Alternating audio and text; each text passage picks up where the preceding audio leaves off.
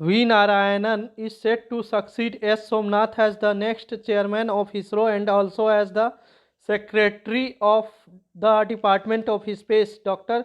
V. Narayanan is currently the director of Liquid Propulsion System Center LPSC Tiruvananthapuram. He will take over as ISRO chief on 14th January 2025. He joined the space agency in 1984.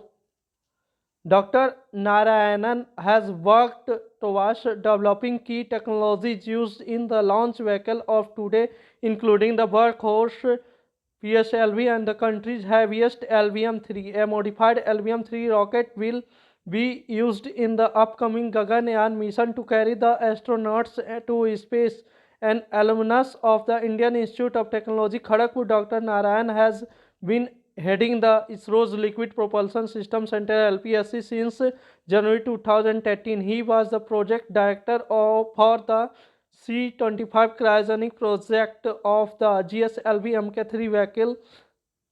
As project director, Dr. Narayan and his team conceived, designed, and developed the cryogenic propulsion systems still used in LVM-3. With this, India becomes the sixth country in the world to have the technology. Chairman of the National Expert Committee constituted to study the reasons for the hard landing of Chandrayaan-2. He has also finalized the propulsion roadmap of ISRO for the next 20 years, 2017 to 2037. Realized and delivered all the propulsion systems for Chandrayaan 3 Gaganyaan mission.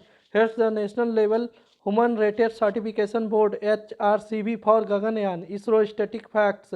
Establishment of ISRO. ISRO was established on August 15, 1969 with headquarters in Bangalore to replace INCOSPAR with a broader mandate to harness space technology. Establishment of INCOSPAR recognizing the need for space research. It was established in 1962 under Department of Atomic Energy DAE at suggestion of Dr. Vikram Sarabhai.